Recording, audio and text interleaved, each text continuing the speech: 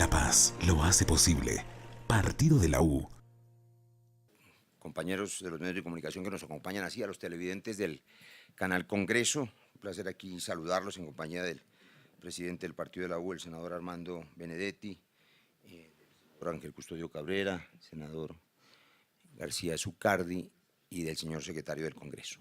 Queremos compartir con ustedes un acto legislativo que la totalidad de los senadores y representantes a la Cámara del Partido de la U, de las comisiones primeras constitucionales, vamos a radicar en este momento con el acompañamiento de algunos otros compañeros del Senado de otras comisiones. Se trata de devolver el derecho al voto a las fuerzas militares y policiales de Colombia.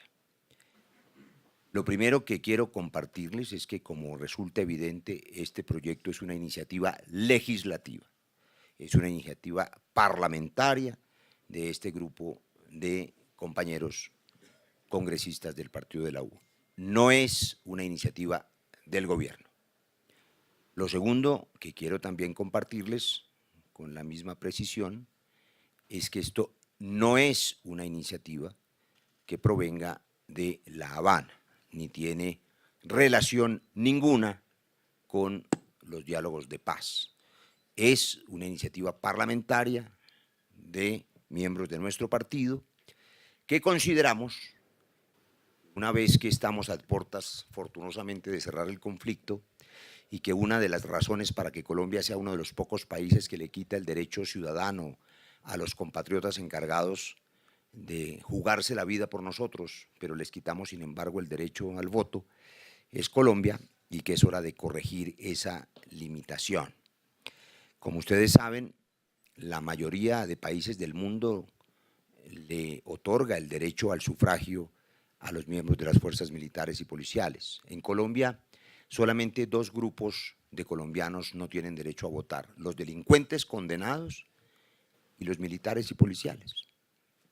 No tiene sentido que sigamos dándoles semejante trato. Por supuesto, durante décadas hubo argumentos importantes, argumentos que tuvieron que ver con la violencia partidista de la década de los 40 y de la década de los 50, con la politización entonces de la policía, con una historia de hace 60 o 70 años, que afortunadamente ya no vivimos, pero también tenía que ver con un argumento válido y sólido, y es que mientras no se resolviera el asunto del conflicto armado interno, y entendiendo que el Estado y sus gobiernos sucesivos tenían que tomar la decisión entre resolver el conflicto por la vía militar o resolverlo por la vía dialogada, muchos analistas y académicos consideraban que no podía devolvérsele el derecho al voto a las fuerzas militares, porque esa decisión entre la solución militar y la solución dialogada tocaba íntimamente a las fuerzas, y entonces no estaba bien, a su juicio, que participaran en esa decisión votando.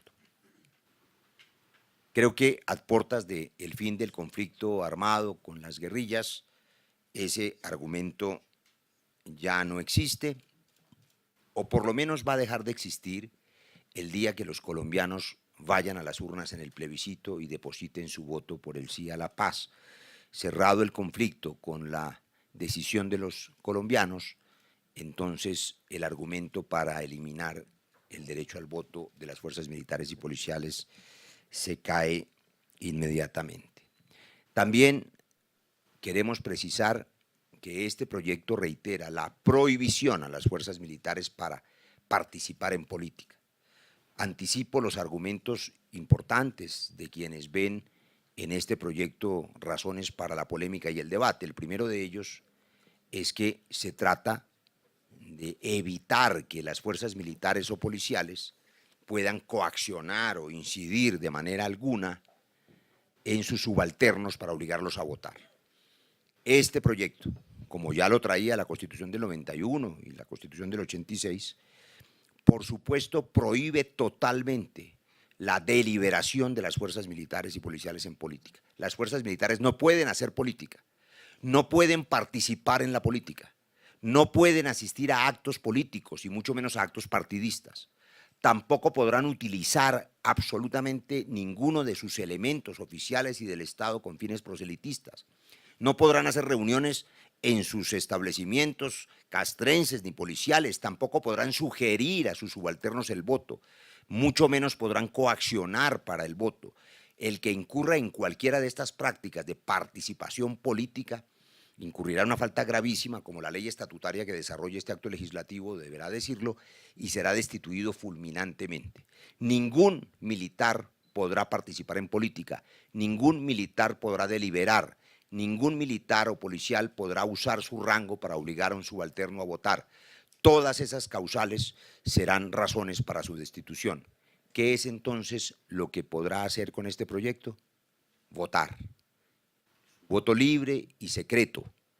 Su derecho al sufragio es el único elemento que estamos devolviéndole en este acto legislativo, como ocurre en la mayoría de países del mundo, ya lo dije ahora, en España, en Francia, en Italia, en Estados Unidos, en la inmensa mayoría de países de América Latina.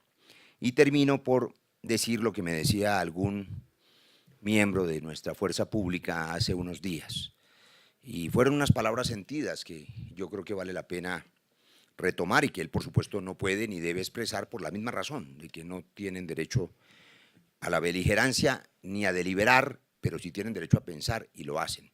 Me dice este miembro de la fuerza pública que a él le parecía triste que en unas circunstancias en que se está acabando la guerra y por razones de la paz se va a devolver los derechos políticos a quienes han estado en la ilegalidad, se le negara el derecho mínimo al voto a quienes siempre han estado no solo en la legalidad, sino jugándose la vida por las instituciones. De hecho, son los únicos miembros de sus familias que hoy no pueden votar porque sus familias ya votan. Hacemos entonces justicia con la fuerza pública abnegada que defiende las instituciones y volvemos a considerarlos ciudadanos de primera y no ciudadanos de segunda, como han sido hasta ahora con esta prohibición. Quiero contar además en los antecedentes del proyecto que no estamos improvisando en esta materia. Hace cerca de una década, uno de nuestros copartidarios, entonces representante a la Cámara y hoy copresidente del partido, el entonces representante a la Cámara, Armando Benedetti, ya había presentado por primera vez un proyecto como este. Y ha sido este proyecto reiteradamente traído al debate congresional. Casi siempre se impuso el argumento en que era justo que tuvieran voto, pero no mientras hubiera conflicto armado.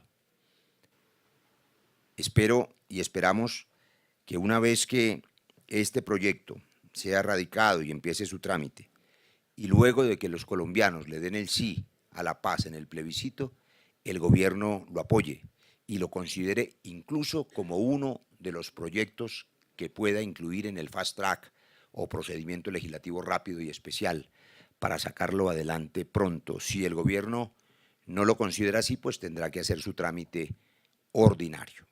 No sé si el senador Benedetti, que tuvo la iniciativa hace varios años, quiere también compartirles algo. No, pues celebrar que el doctor Roy representa al Congreso en el proceso de paz en La Habana, haya presentado esta iniciativa. Aquí se le negó el voto a la fuerza pública cuando empezó la violencia entre el Partido Liberal y el Partido Conservador. Por lo tanto, la fuerza pública siempre sirvió no solamente para doblegar al otro partido que no estaba en el poder mediante la violencia, sino también porque entonces al deliberar se contaba como una fuerza importante, que si lo revisamos no es así. Creo que el censo está en 35 millones. Es el 1.3%, me dice el asesor del doctor Roy, o sea que el 1.3%. Y eso cuéntele usted también la abstención que ellos tendrán, porque la abstención no solamente se da en ciertos sectores de la sociedad, sino en todo el país, que es más o menos el 60%. Yo el otro día le escuché una frase al doctor Roy, que yo la ando repitiendo porque yo la tenía parecida, pero creo que no recuerdo quién fue el que la pronunció, que la guerra la hacen dos soldados que se matan, pero no se conocen y se odian, porque dos señores aristócratas que sí se conocen, sí se odian, no se matan.